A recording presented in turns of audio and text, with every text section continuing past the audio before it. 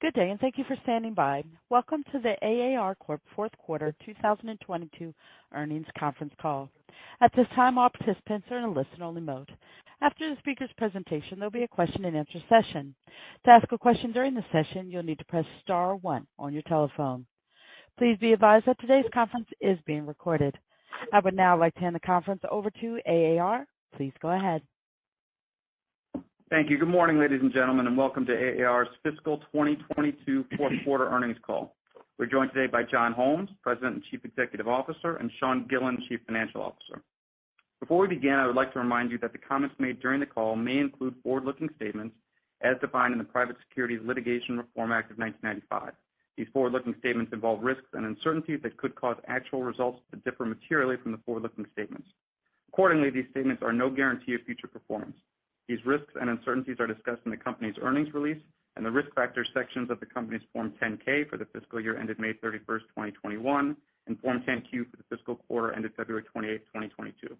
In providing the forward-looking statements, the company assumes no obligation to provide updates to reflect future circumstances or anticipated or unanticipated events.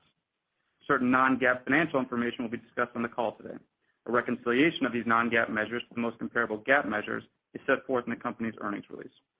At this time, I'd like to turn the call over to AAR's President and CEO, John Holmes. Thank you, and good morning, everyone. I appreciate you joining us today to discuss our fourth quarter and full year fiscal 2022 results. Before I comment on the results, I would like to take a moment to reflect on the last fiscal year. We entered the year with optimism that the increasing demand for domestic leisure travel we saw in early summer last year would be a leading indicator for business and international travel. Shortly thereafter, the Delta and Omicron variants emerged, and those markets did not rebound at nearly the same rate. In addition, the U.S. withdrawal from Afghanistan, as well as the natural conclusion of certain of our government programs, created headwinds in our government business, which had been an important source of strength during the pandemic. Finally, in the macro environment, labor has been in short supply, inflation has been running high, and there is uncertainty about economic growth. In light of this backdrop, I'm incredibly proud of the results that we delivered this year. It was not inevitable that AAR would be able to navigate the pandemic in the way that we have, and that's a credit to our team for finding a way and to our customers for recognizing the value that we deliver, and I want to thank them both. Turning to the results for the full year, sales increased 10% from $1.65 billion to $1.8 billion, and adjusted diluted earnings per share from continuing operations increased 82% from $1.31 per share to $2.38 per share. We were able to more than offset a 13% decline in sales to the government customers with a 34% increase in sales to commercial customers.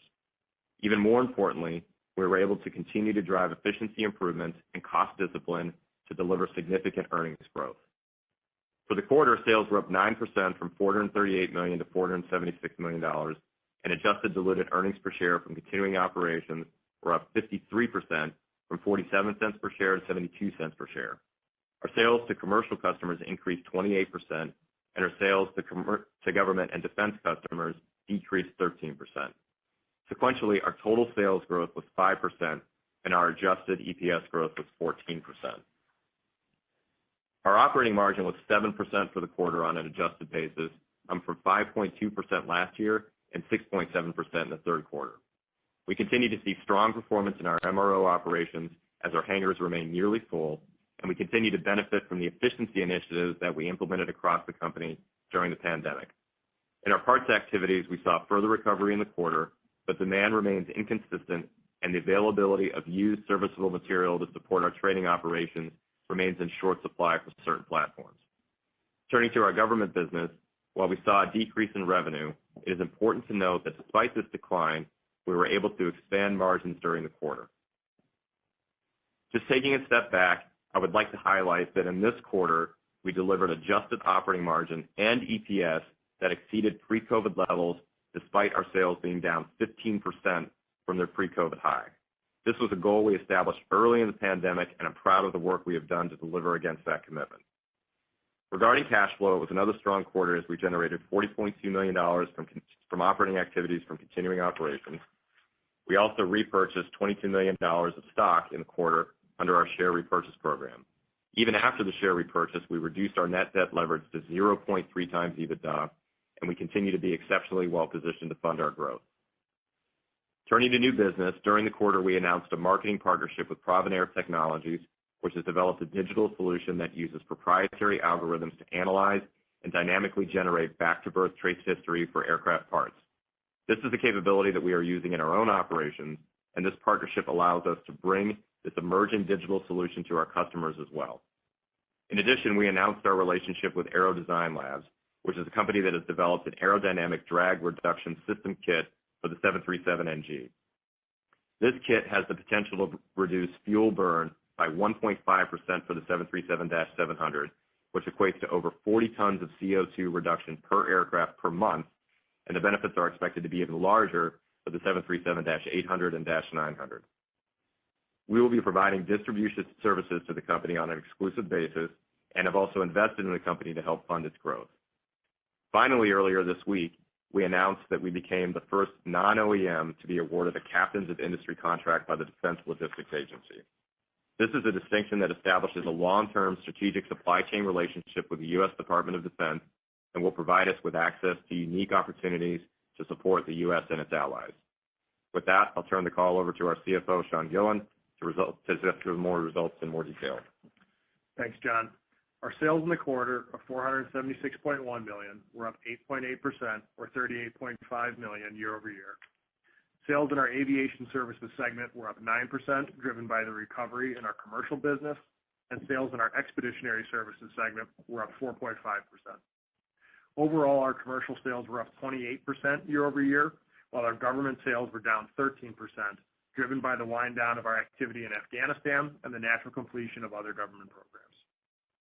Sequentially, our commercial sales increased 11% and our government sales decreased 3%. Gross profit margin in the quarter was 18.9% versus 16.4% in the prior year quarter, and adjusted gross profit margin was 18.6% versus 16.5% in the prior year quarter. Gross profit margin in our commercial business was 17.7%, and gross profit margin in our government business was 20.8%. The government margin was driven by continued strong performance, as well as certain contract modifications, which resulted in higher recovery on indirect costs. SG&A expenses in the quarter were $56.9 million. This figure includes increased investment in our digital initiatives, as well as $2.9 million related to investigation and remediation matters and strategic project costs. As a reminder, our fourth quarter has historically been our seasonally highest SG&A quarter, and we remain committed to driving SG&A down as a percentage of sales while continuing to invest in our growth. Net interest expense for the quarter was $0.6 million compared to $0.9 million last year, driven by lower borrowings despite the increase in interest rates. As John indicated, we generated cash flow from our operating activities from continuing operations of $40.2 million. In addition, we funded $22.2 million of share repurchase and reduced our accounts receivable financing program by $3 million. Our balance sheet remains exceptionally strong with net debt of $46.5 million and net leverage of only 0.3 times. Consistent with the last two quarters, we expect to continue to execute on our plan to deploy the full $150 million share repurchase authorization over approximately 2 years from the time of announcement. Thank you for your attention, and I will now turn the call back over to John. Great. Thank you, Sean. Looking forward, while demand for domestic and European commercial travels continues to be very strong, global traffic recovery in total continues to be slower, and we are paying attention to the macroeconomic environment and its potential impact on the market for air travel. For us, commercial parts demand should generally track the recovery in commercial flying. Within commercial parts activities, the growth of our used parts sales will also be impacted by the availability of supply, which remains tight for certain platforms, while the growth in our new parts sales should continue to benefit from the new distributorships we have won recently and those that remain in our pipeline. Demand for MRO remains strong, and we expect the hangars to remain largely full throughout this fiscal year. In our government business in the coming quarters, we expect growth to return as recent program wins ramp up and as we convert opportunities from our strong pipeline. With respect to Q1 specifically, as you know, historically Q1 has been a down quarter sequentially from Q4, and we expect that to be the case this year. We also expect to make investments in our business in the near term as we prepare for additional commercial parts demand as well as to potentially fund inorganic growth. For full year FY23, given that the trajectory of the commercial aviation market recovery remains difficult to predict, exacerbated by decreasing macroeconomic uncertainty, we are going to continue our recent practice of not providing formal guidance. Having said that, based on what we can see today, we expect sequential quarterly growth to return beginning in Q2, and we will continue to provide updates as we move through the year. Over the longer term, we remain exceptionally well positioned. Our unique independent aviation services business model continues to resonate with both commercial and government customers. Our end markets are growing, and we have the balance sheet strength to fund our continued expansion. I'm excited about all of the opportunities we have ahead of us, and the team and I remain committed to delivering value for our shareholders. Before we take questions, I want to take a few moments to recognize our chairman, David Storch. We announced yesterday that David has chosen to retire from the board effective in January.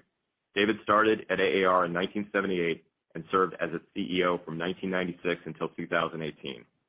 During that time, he more than quadrupled the company's sales while navigating numerous peaks and valleys in the aviation industry, including both 9/11 and the Great Financial Crisis. Even more importantly, he established and modeled the doing it right approach, which is the culture we continue to live by, and set the foundation for the company to be the pillar of strength and opportunity that it is today. I congratulate David on his retirement and thank him for his leadership, counsel, and friendship. With that, I'll turn it over to the operator for questions. Thank you. As a reminder, to ask a question, you'll need to press star one on your telephone. Please stand by while we compile the Q&A roster.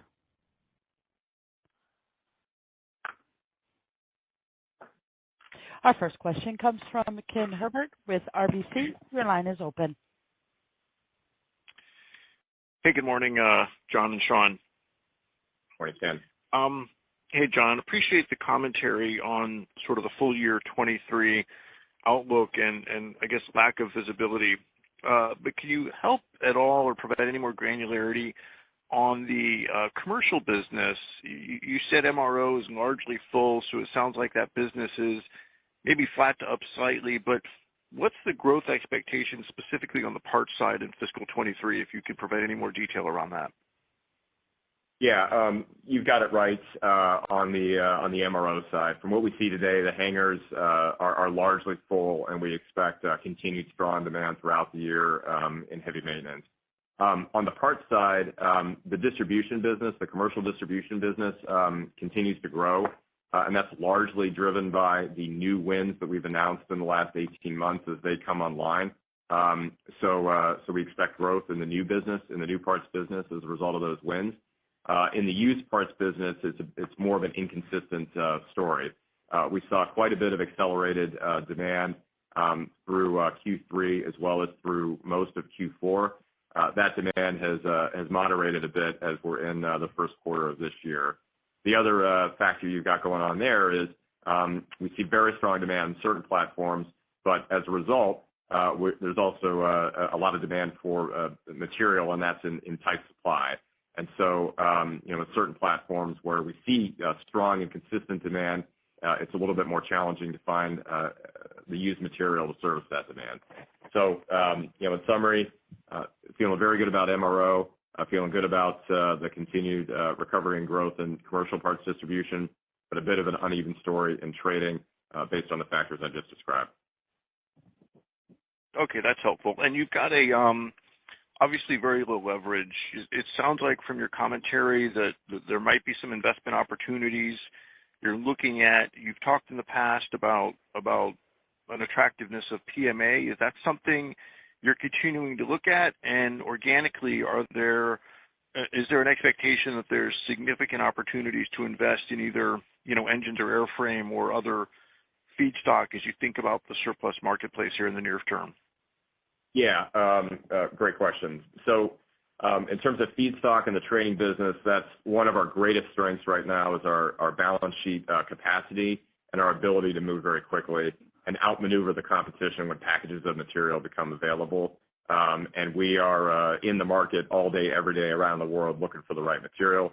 And when we find it, we're able to close very, very quickly. So that will definitely be a source of capital deployment for us throughout the year. As it relates to PMA and other initiatives specifically, We do have organic PMA efforts underway, and we're encouraged by the progress there. It's early and it's slow growing, but we do have a nice team focused on organic PMA efforts. And as we've indicated in the past, we will continue to look at inorganic opportunities to bolster that effort if assets become available and we can get valuation, et cetera, to align with expectations.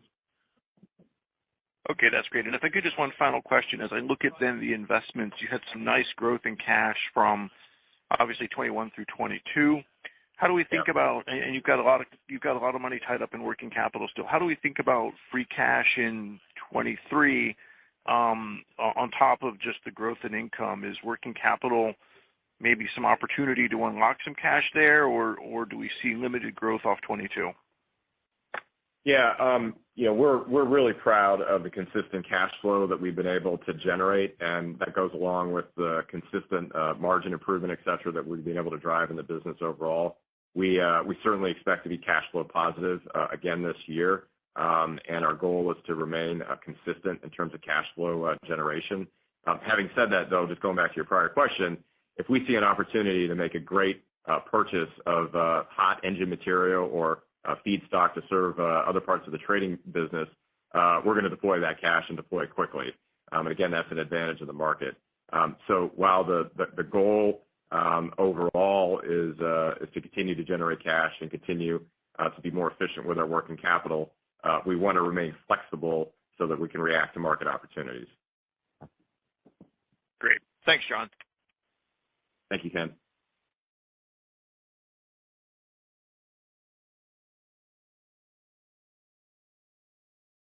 Our next question comes from Josh Sullivan with Benchmark. Your line is open. Hey, good morning. Hey, good morning, Josh. Just on that comment there, the uneven story in the parts business, I think you said you saw an acceleration Q3, Q4, then a moderation here. Is there any dichotomy you can identify between narrow body and wide body, just as some of those markets come back here? Yeah, I'd say the unevenness is more from the narrow body. Our wide body business in trading is largely to support the cargo market, and that's been consistent throughout the pandemic and very, very strong.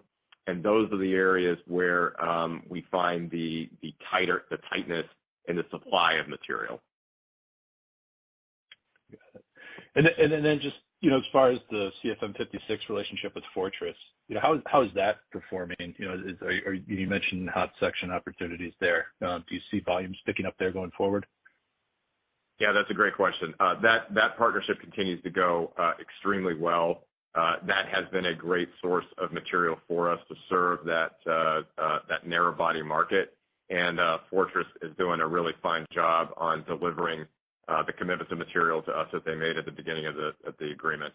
At this point, it's fully ramped up, and we continue to work with Fortress as they expand their business and their engine portfolio. We could see growth in that platform, but at this point, it's operating at full capacity and at the level we expected.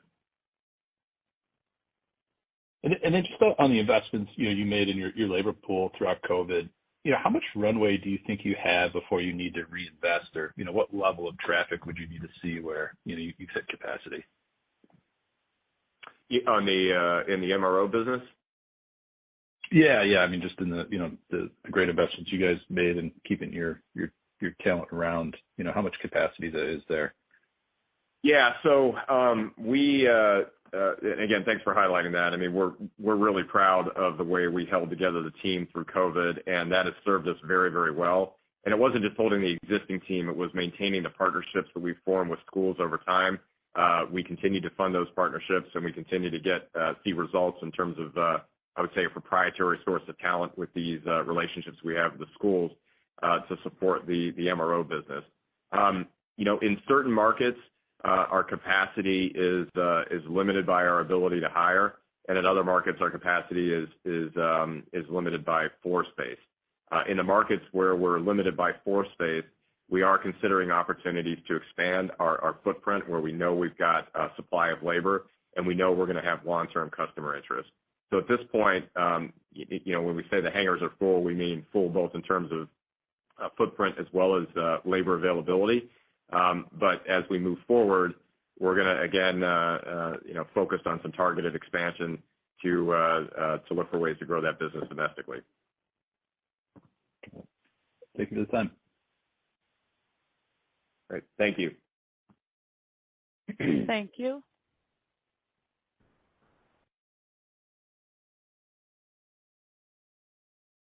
We have a follow-up from Ken Herbert with RBC. Your line is open. Hey, John. What should we assume for any kind of labor rate relief you might be getting in the MRO business in fiscal 23, considering the inflated labor costs? Yeah, our goal right now is to preserve the margin gains that we have made. We've seen a lot of improvement in efficiency in that business over the last 18 months, and we want to hold on to that. So as we see increasing labor costs, that is driving any discussions we're having with the customer about price adjustments. But the goal there is to preserve the spot that we're in. That has been a very dynamic environment over the last 3 or 4 quarters. I think we've mentioned that our customers, as you've heard from them, they're seeing the exact same labor pressures we are.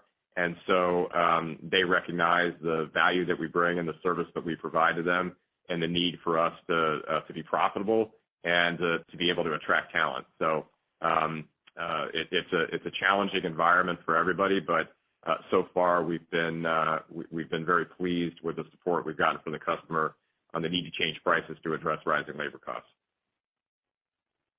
Okay, that's helpful. And in the past, you've talked about the need to see a sort of more material inflection in demand for surplus material or in the revenues associated with the surplus parts market to really see a step change in the margin profile. It sounds like from your comments that we're maybe not there, at least in the first half of fiscal 23. What should we be watching out for to maybe get a little better visibility on that margin step change? And barring that, how should we think about the margin progression for fiscal 23? Sure. So again, very proud of the progress that we made over the last 7 quarters in operating margin improvement. And, as you know, we're now well exceeding, particularly with this configuration of businesses, well exceeding the margins that we had pre-COVID. As we see the parts business recover, and you're right, we're not at that inflection point yet where we'll see a meaningful step up from where we are. As we see that parts business recover and the overall revenue mix shift towards the parts businesses, we would see further margin expansion. At this point, it's difficult to predict the trajectory of that. As you highlighted, I don't think we'll see that meaningful step change in the first half of the year. But as the supply chain issues or labor issues get worked out in the system, and airlines can service the demand that they see and flying increases, we would expect parts business to pick up in the second half of the year. Just to quantify that, our both in the trading and commercial parts distribution, overall down still about 20% from where we were pre-COVID. That compares to roughly 25% from where we were in Q3. So you have seen a modest improvement there, which contributed partially to the sequential margin improvement that we saw this quarter. But given we're still 20% off of pre-COVID levels, we've got a ways to go in that business. And again, that would help margins throughout next year or this year. Great. Okay, thanks, John.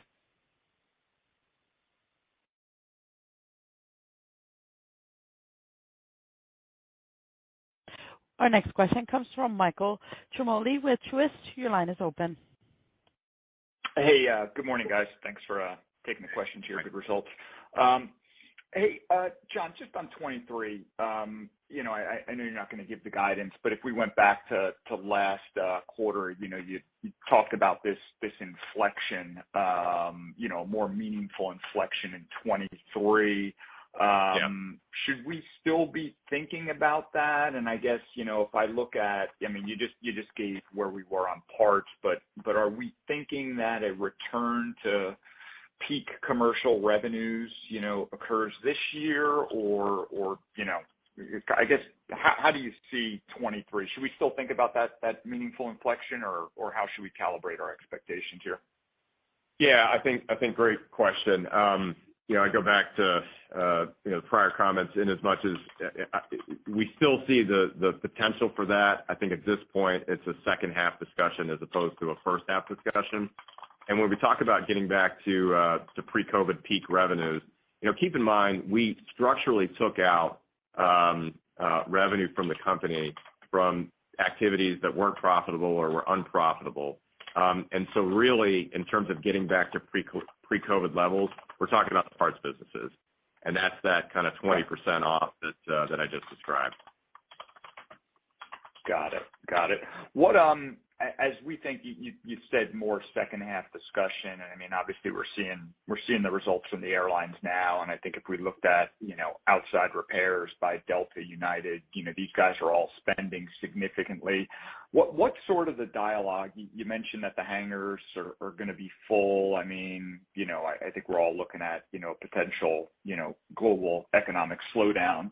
Are you seeing any or hearing anything different from your customers about how they're thinking about their longer term planning for their fleets? Certainly it doesn't seem like there's any potential pullback in maintenance at this point, but any kind of color you're getting from the airlines as they think about their longer term planning? I think overall the airlines remain bullish on the return of demand, and we believe that the current generation fleet, based on what we're hearing, which is the fleet that we're predominantly involved in servicing, is still going to be around for longer than people initially expected. So that bodes well for us. I think the challenge for our customers right now is really, as you've heard from them, is driven by the staffing challenges at the airports themselves, pilot shortages, which have caused them to have to cancel flights and fly less. That's really their focus. But overall demand for air travel that we're hearing from our customers still remains very, very strong. It's just about getting the system, back up fully running so that we can adequately support that demand. And so, again, while we're kind of in a bit of an uneven period here, we still feel really good about that return of the parts business and the fact that the platforms in which we operate and perform maintenance on, that they're going to be around for a long time. Okay, got it. That's helpful. And then just one last one. You mentioned, and you've had a press release, I believe, out on it, the Aerodynamic labs. I mean, you actually said you made some investment there. And if I go back, man, I don't know, it's maybe 15 years or so, they're kind of comparing this to winglets and, the opportunity that presented, which was really significant for a lot of the aftermarket players. So, I mean, do you see the same potential in this 737 drag kit? I mean, is that, and maybe you could just elaborate on the investment you made and sort of how you guys are thinking about the model for revenues and sort of the opportunity there for these kind of retrofits, if you would. Yeah, I think you've hit it on the head. I would definitely say that this is analogous to winglet. We're excited that they announced the STC on the Dash 700, and we know they're working on the same for the 8 and 900, which obviously is a very large fleet. And given the price of fuel today, we expect that the airline community interest will be extremely strong in this solution. We were really happy to get to start this partnership very early with ADL. We've actually been working with them for some time, and we have increased our investment in the company over that period of time. So we're very bullish, both from an investment standpoint, but also as it relates to the exclusive agreement that we've got in place to distribute the kits as they're developed and produced. Got it. Helpful. All right. Thanks, guys. I'll jump back in the queue. Thank you, Mike. Thank you. And I'm showing no other questions in the queue. I'd like to turn the call back to AAR for closing remarks. Great. Once again, really appreciate everybody's time and interest in the support, and we look forward to reporting on our first quarter. Thank you very much.